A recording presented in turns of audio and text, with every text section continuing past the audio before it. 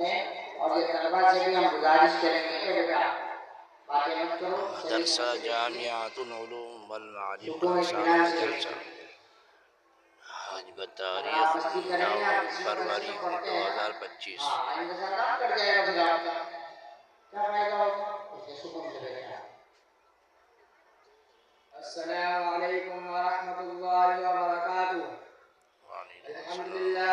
अल्हम्दुलिल्लाह रब्बिल आलमीन वस्सलातु वस्सलामु अला रसूलिल करीम मुहम्मदिन व आलिहि व सहबिहि अजमाइन। अम्मा बाद फअऊज़ु बिल्लाहि मिनश शैतानिर रजीम। बिस्मिल्लाहिर रहमानिर रहीम। मोहतरम हजरात, मैंने आप हजरात के सामने सूरह तकवीर के एक छोटे से आयत तिलावत की, जिसमें कुरान करीम ने डंके की चोट पर ऐलान किया है, खुले तौर पर आया क्या है कि होशियार हो जाओ, अनकरीब एक दिन ऐसा आने वाला है जबकि पूरी कायनात दरहम बरहम हो जाएगा।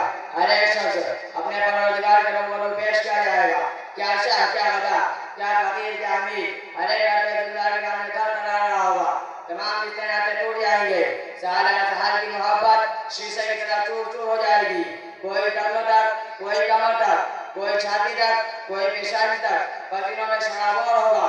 एक दोस्त जिसने अपने महबूब के लिए सब कुछ कुर्बान कर दिया था, अजनबी हो जाएगा। कैसा वक्त होगा जबकि माँ अपने दूध पीते बच्चे को बुला देगी। सूरज बिल्कुल करीब हो जाएगा और रब्बे जुल जलाल अपनी पूरी जाओ जलाल के साथ मौजूद होगा। आमाल नाम कर खोल दिया जाएगा। कोई ना कमजोर इंसान अपने किए हुए अमाल का हिसाब देने के लिए दस्ता बदस्ता सामने खड़ा होगा। अल्लाह रब्बुल इज्जत सवाल करेगा कि बता, हमने तुमको ढेर सारी नेमतें दी थी, तुमको कहाँ खर्च किया? करोड़ों करोड़ों रुपए के आंकड़ों काम किए थे, तुमने उनको कहाँ खर्च किया? इतनी बड़ी कीमती जिंदगी अदा की थी, तुमने उसका क्या अदा किया? खाने के लिए फल, मेवे, अंगूर, शीरे, शहद और पीने के लिए शराब, शफाफ दूध और मीठे शरबत अदा किए थे, तुमने उसका शुक्र कहाँ तक क्या अदा किया? उससे सवाल किया जाएगा कि पहनने के लिए हरी और रेशम और खूबसूरत और दिलकश जोड़े, रहने के लिए साफ सुथरी फिजा, सोने के लिए बंगले और महल, चलने के लिए गाड़ियां सवारियां लगी थी, बता तूने मेरी नेमतों कहाँ कहाँ खर्च किया? आया ऐश परस्ती और दुनिया की दिलदारी में खर्च किया या मेरी इताअत बंदगी में लगाया? छोटी बड़ी तमाम नेमत हत्ता के एक एक सांस के बारे में पूछोगी। उस वक्त ना किसी पर ज़्यादती होगी और ना किसी पर जुल्म होगा। अल-यौम तुजज़ा कुल्लु नफ्सिन बिमा कसबत ला ज़ुल्म अल-यौम इन्नल्लाहा सरीउल हिसाब। आज हर एक को उसको किया का बदला मिलेगा। जैसा किसी ने बोया होगा वही काटेगा। फमन यअमल मिस्काल ज़र्रतिन खैरन यरा वमन यअमल मिस्काल ज़र्रतिन शर्रन यरा। अगर किसी नाई के दाने के बराबर भी नेक अमल किया होगा तो हम उसे देख लेगा। अगर किसी नाई के दाने के बराबर ने बुराई की होगी तो उसके सामने आ जाएगा। उसके सामने उसके करतूत और किए हुए अमाल नामा मुख्तर खुला होगा, जिसमें छोटी बड़ी तमाम चीजें दर्ज होगी। इंसान उसे देखकर हैरान हो जाएगा और चीख उठेगा, मा लिहाज़ल किताब ला युगादिरु सगीरतन वला कबीरतन इल्ला अहसाहा। मेरे इस अमाल नामे को क्या हो गया? इसमें तो कोई चीज ऐसी नहीं जो इसमें लिखी भी ना हो। मेरे गुनाह की तमाम कुतियां खुल गई। जो गुनाह मैंने तमाम इंसान से छुप कर रात की तारीकी में तनाई के आलम में शेर से दूर दराज जिराने में की थी, आज तो उसका ही पर्दाफाश हो गया। वह चीखेगा, चिल्लाएगा और अपने गुनाह के गम में गुलगुल कर अपनी उंगलियां काटेगा। वो तमन्ना करेगा और अपने परवरदिगार से अर्ज़ करेगा कि हमारे रब, हमको यहाँ से निकाल लीजिए कि हम कुछ नेकियां कर ले। बरखिलाफ उसके जवाब तक करते रहे। इधर सहाबा इकराम का हाल देखिए और अपने किताब पर सर ढूंढिए। लिल्लाहि मा फिस समावाति व मा फिल अर्द व इन तुबदू मा फी अनफुसिकुम औ तुख्फूहु युहासिबुकुम बिहिल्लाह। कि अल्लाह के मिल्क में है सब कुछ जो आसमान और जमीनों में है, और जो बातें तुम्हारे दिलों में है अगर तुमको जाहिर करोगे या पोशीदा रखोगे, हक ताला तुमसे उसका भी हिसाब लेंगे और उस पर भी मुआखजा फरमाएंगे।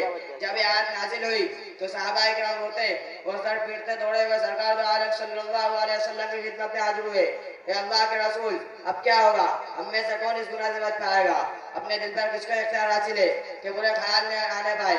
उसके बाद ला युकल्लिफुल्लाहु नफ्सन इल्ला वुसअहा का जरिया मंसूख कर दिया गया। मगर आपने देखा सहाबा इकराम कल्ब इस्लाम नफ्स की बेचैनी इस्तराब के बड़े से बड़ा गुनाह तो दरकिनार, अपने दिल के वसवसे पर भी किसी तरह वो गिरफ्त से लड़ उठे। वहाँ के दर्शों के अमल का कैसी तरह भी अहकाम खुदाबंदी के एक एक जुज़ा पर अमल करने की क्या हमें से किसी ने अपने गंदे और बेहतर हालात की इस्लाह की फिक्र की? अफसोस, हमने एक जिस्म पर रातों दिन मेहनत तो की, जान नकल मिट्टी के कीड़ों की गिजा बन जाएगा। मगर अपने पहलू में बिठा दो और खून के प्यासे दुश्मन अपने नफ्स से निजात पाने की कोई शक्ल तलाश न किया। ताज्जुब है हमने अपने दुश्मन की तरफ तवज्जो तो ना की, मगर उसने जो कुछ भी मांगा फौरन हाजिर कर दिया।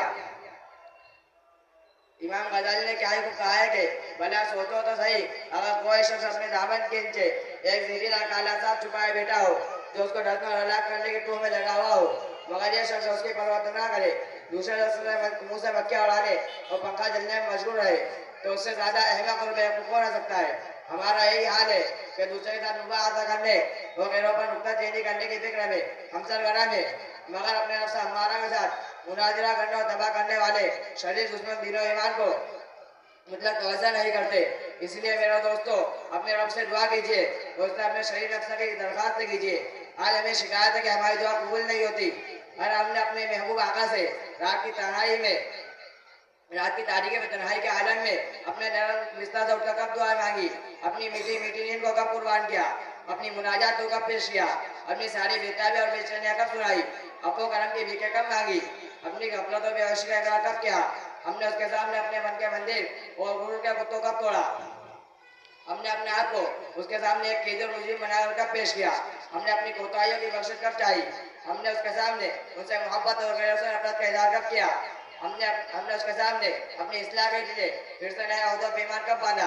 अगर हम ऐसा करते तो यकीनन हमारी दुआ सुनता और उसकी रहमत जोश में आती, फिर हमें माफ करके पाक और साफ बना देता। लिहाजा आइए और मिलकर अल्लाह ताला से कोताही और गालियों पर नदामत के आंसू आए। अल्लाह ताला तमाम मुसलमानों को इसकी तौफीक अता फरमाए। आमीन। व आखिरु दावाना अल्हम्दुलिल्लाह।